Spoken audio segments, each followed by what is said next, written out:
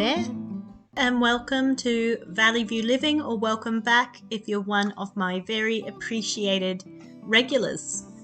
And also just a special shout out to my members. I have 3 members now, Katrina, Renee and Melanie. Thank you so much for your support of my channel. I really do appreciate you. And anybody who is able to like, subscribe, or hit the hype button, this new hype thing that YouTube has released has really helped my videos to reach a wider audience. So thank you. Don't you find that the best days start with a walk? I love getting outside right after breakfast. When we lived in the city, I'd love to get the kids out on their scooters or in their pram or just using their feet and their legs, and we'd go around to the local playgrounds, and it was just good to feel out and about first thing in the morning before you try to get into things like chores and schoolwork. It's nice to just get everything moving, and it just helps so much, everything from mind and body. Really, walking is where it's at as far as I'm concerned for working out. I am not a gym type at all, which I'm sure you can tell, but being able to go for a walk is more than enough for me. So we have got a full day with school and meals and farm chores today. Now, half of my people are out and about with a family member. They are out on a homeschool field trip, out fossicking for gold. Is it called fossicking if it is for gold? Maybe it's panning for gold and fossicking for gemstones. Opals, that's what I'm thinking of. Did you ever do the school trips where you'd go fossicking at the old opal mines? Those are the ones that we did in Queensland. Now that we're in the far south, and I guess we're not far from the border to Victoria as well. There's a lot of the old gold rush history around here. So some of my people have gone out to learn about that and do some panning for gold at an old gold mine. And the rest of my people are here with me, and we are going to cook and do all the school and do all the things. So I did borrow this book at the library recently. It's called Quit Ultra Processed Food in 4 Weeks. Now, we don't eat that much processed food, and I'm pretty aware when we are, but I knew that the recipes would align with me and I would find them interesting and probably easy to adapt or easy to make at home. And this one that I'm going to make first is with one of my oat-loving children in mind. She loves oats and porridge and all of those good things. And this is a chocolate flapjack. I think that flapjack has roots in Scotland, which makes sense, doesn't it? Because I know that oats and rolled oats are a real staple of the diet over there. And I know that flapjack is also another word for pancakes in other parts of the world. But this flapjack is a lot more like a granola bar, really, or a muesli bar. This one is very simple. It is basically just oats mixed with honey and butter and sugar, and that's it. And then you bake it. It doesn't use any eggs and it doesn't use any flour, so it's very sort of dense oats, but you know what, it's really tasty and really filling, and something that I'd like to keep around the house regularly.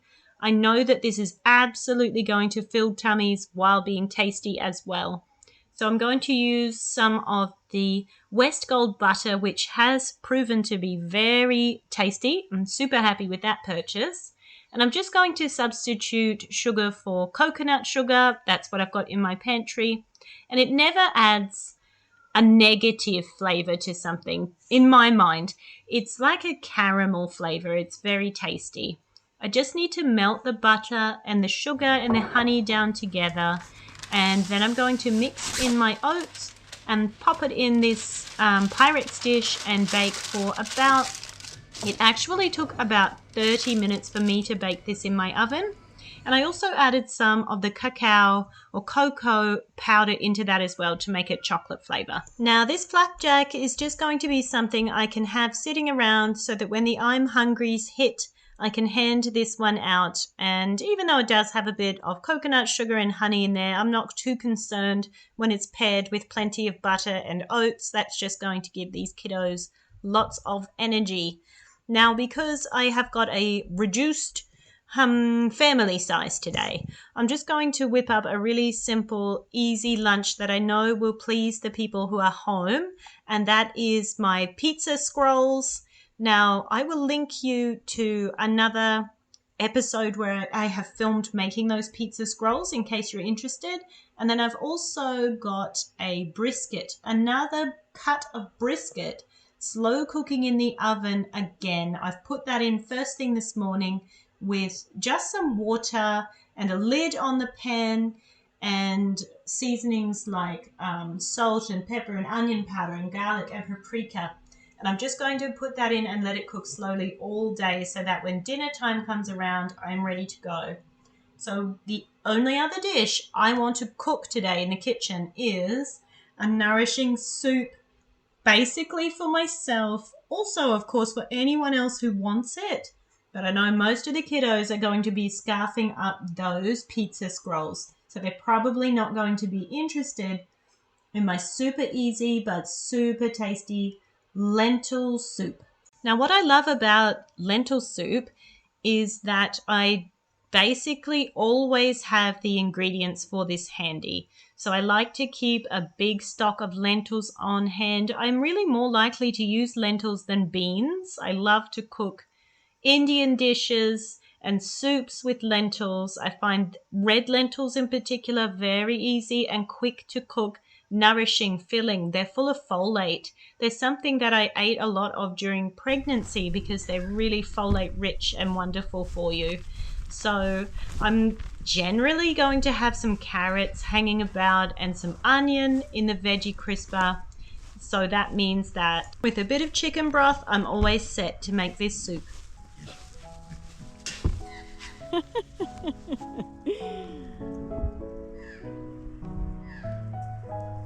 Big, big, big.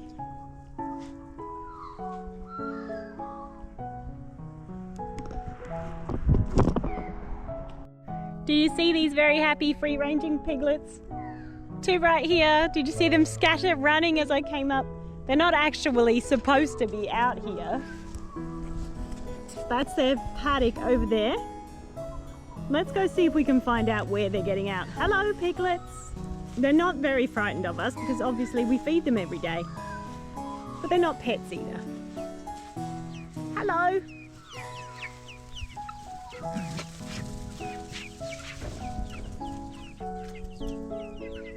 Off they go.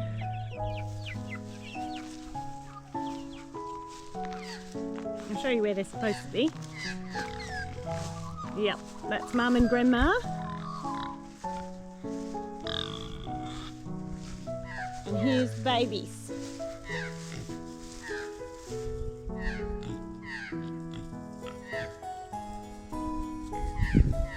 Hello.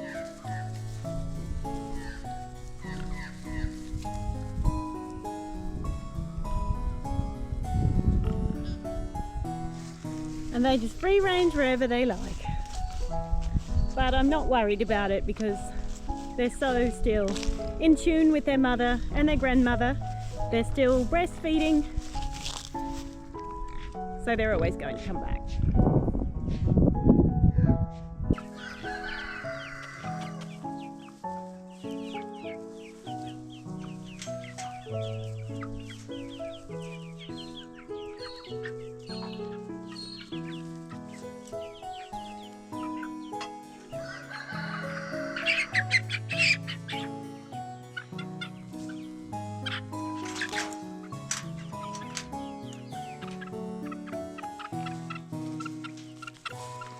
Have a look at this beautiful little Rhode Island red. Now I'm pretty certain this is a hen. She is just lovely. And you can tell because her wattle here at the front is smaller and less pronounced. Her comb and her wattle are smaller and less pronounced than a rooster would be. Her legs are smaller, just less developed. A rooster has big, long, gangly legs by now. And she's beautiful. Aren't they just a gorgeous breed of chicken? Can't wait to see them reach maturity and start laying eggs. Fingers crossed for around Christmas time. That would be amazing. But now she's got to go back with her brothers and sisters.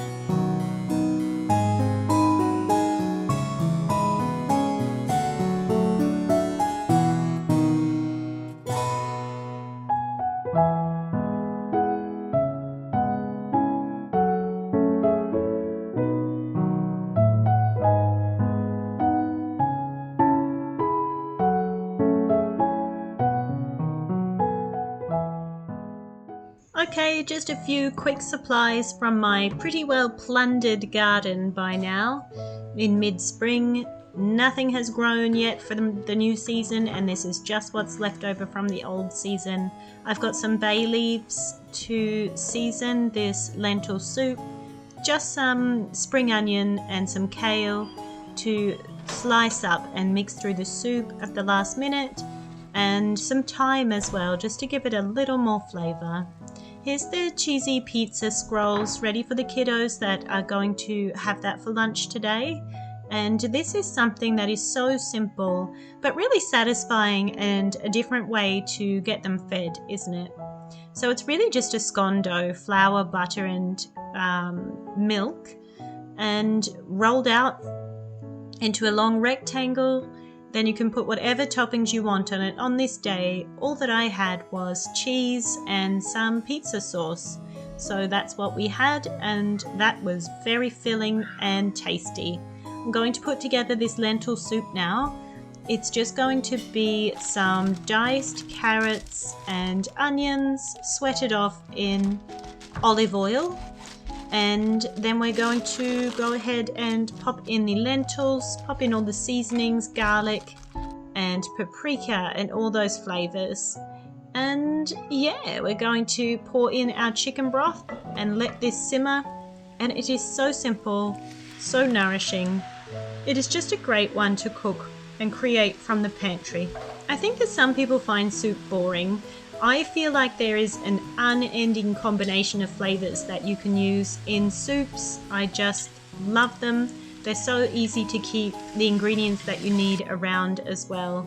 I think that they are a sort of old-fashioned way of creating meals that you can stretch and that are very frugal. And for me, I find them tasty all year round for sure. And that's exactly why I'm always using our chicken scraps and bones to make broth, because I really think that good broth makes good soup.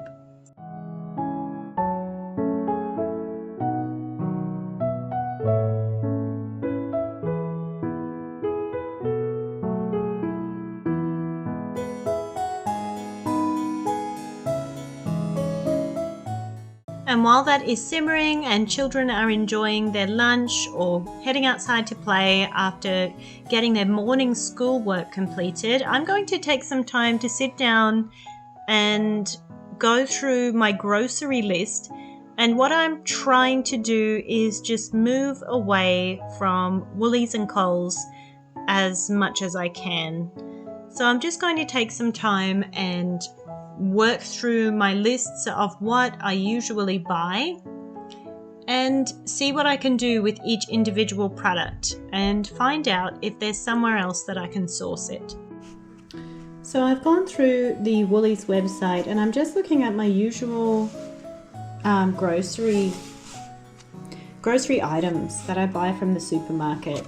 Now some of those items, it's really easy for me to either justify buying. For example, my honey is an independent Australian producer. I don't think I can buy it at a better price outside of the supermarket, so that's something I might continue to buy from them.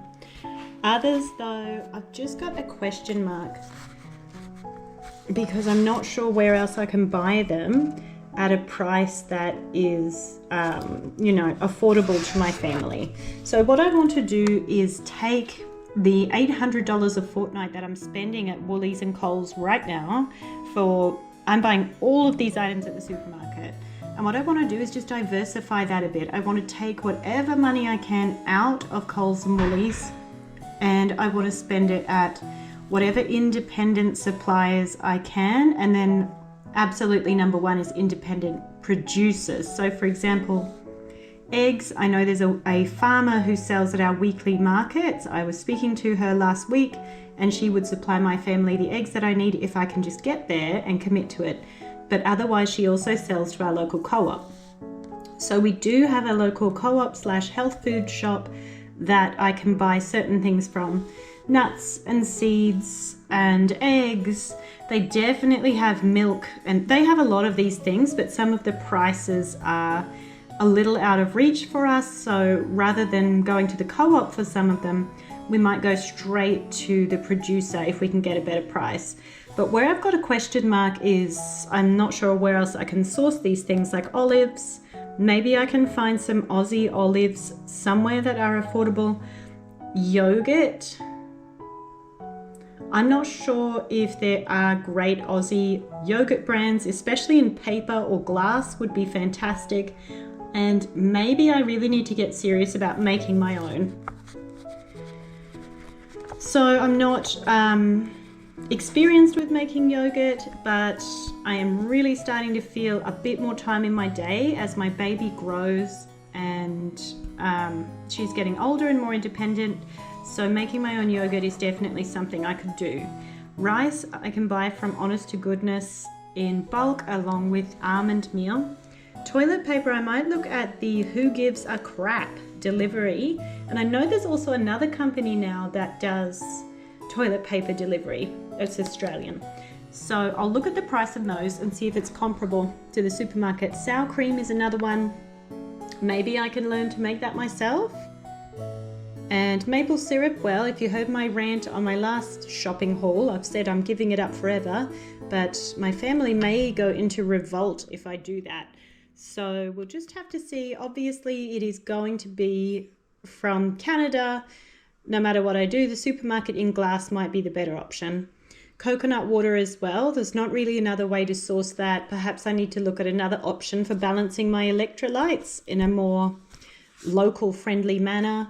Water bottles. Well, I only buy the plastic bottles for emergencies, but maybe I need to scrap that and just look at always having water bottles around that we can refill that are clean and ready to go. Frozen berries. I should really switch to Australian only.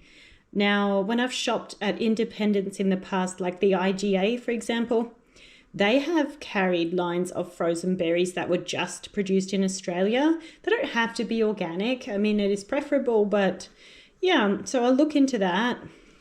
Organic chicken. Yeah, well, Woolies, they're kind of holding me there because the price is just so good. It's $11.50 a kilo for the organic chicken we buy. That's just drumsticks. So I'm going to have to do some real research to find something better. I can buy my cacao or cocoa powder from Honest to Goodness. I can get fruit and veg, definitely at the co-op or markets every week. Noodles is another question mark. Don't know about that. And paper towels. Well, you all know how I feel about paper towels. I love them. They make my life a lot easier, but maybe I just need to bite the bullet, get over it, and switch to tea towels. It's just that we're on tank water as well. It's going to be a lot more laundering, so don't know. Have to think on that one. And for pet food, well, I can probably give up some of that commercial pet food we're buying, because I've just found out that locally we can buy pet mince, which is basically kangaroo with eggs ground into it. And the price is not bad. So I'm sure my pets would love that. So this is just me trying to work out how to put my money into other places that aren't just the supermarket. If you have any tips for me, please let me know, leave me comments, because I appreciate any guidance. If you've done any of this before, you know some amazing suppliers, I would love to know them too.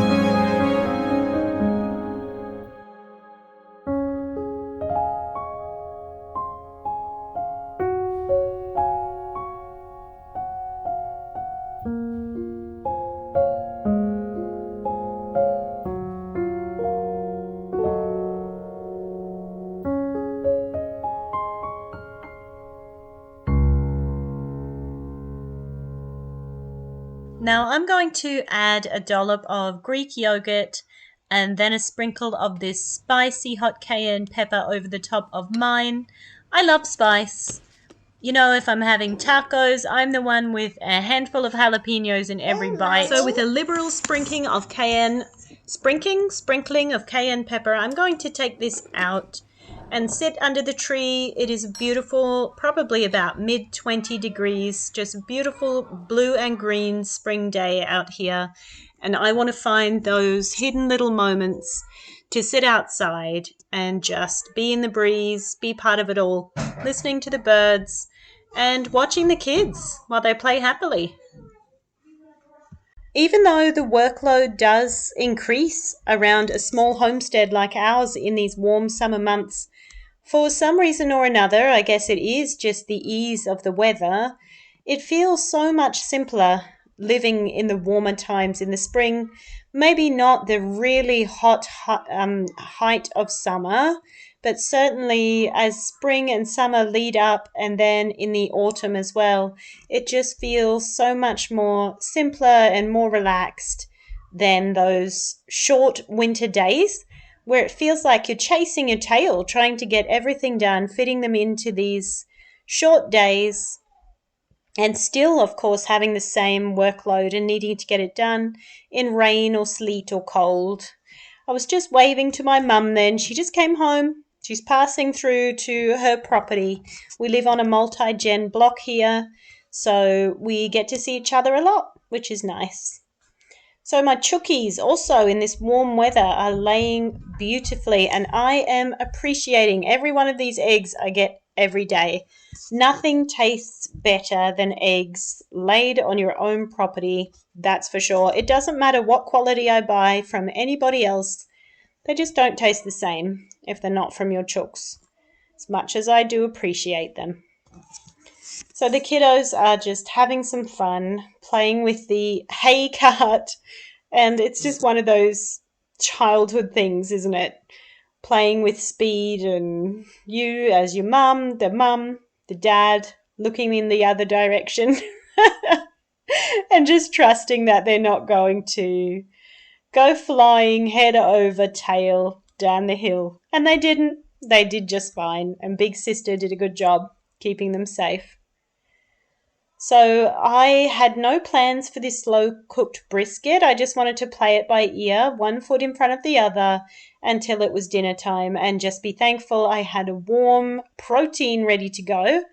And last minute I decided to turn it into tacos. So I'm just going to shred the brisket, which turned out really nice, and going to fry off tortillas, pop some brisket on that one. And for mine, I did not even add cheese. I just wanted to keep it nice and simple with the meat and some salad leaves. And then I've got some of this homemade ranch dressing, which I'm sure I'll put in another upcoming video. But it is basically a third homemade mayo, a third sour cream, and then a third buttermilk. But I used a substitute of a third milk with a tablespoon of lemon juice mixed in just to make a soured milk substitute. And then you add all those good things like onion and garlic and parsley flakes and dill, and that makes just a beautiful dressing to have in the fridge for salads and meats and chickens and absolutely anything. Sandwiches as well. Time for the last farm chore of the day, and maybe my favorite farm chore of the day, checking in on my girls out in the paddock, our two cows, Creamy and Hazel. We have Hazel, who is a Jersey cross shorthorn, and Cream is a speckled park cross with a Friesian. So being a Friesian cross, she is shooting up quite tall. I think she's just as tall, maybe a little taller than Hazel now. And it will be very interesting to see what their calves look like. Oh, I can't wait. So the girls are growing steadily. Look, I was probably a bit excited and jumping the gun when I first noticed them start to show. They could have a month, 2 months left of growing to go until we see calves. I don't know. We will find out. I do know that I am very happy they are pregnant. Now, we live with a bordering dairy farms all around us. And much to our benefit, we have weak fencing and the dairy farm gets in a bull every season. So our girls just get a free service, spend some time with this bull. I think he was a black baldy, which is a good size breed for our two girls here, which is great. They shouldn't have any troubles calving. I know Hazel is a proven calver, and then Creamy here is looking at the first time having a calf. So, we tend to just stay out of their way and let them go about their business and then take care of them after when everything is done. And we've never had a cow have trouble calving in that way. It's easy to tell when pigs are hungry, isn't it? They just do not hide it, which is all the time actually. Pigs are always hungry. Thanks for joining me today and keeping me company while I get all the things done that I can in the day that I have and take care of my people and these animals that we are sharing this little spot with. If you have enjoyed this content, please feel free to like, comment or subscribe. And I will see you next time. Bye!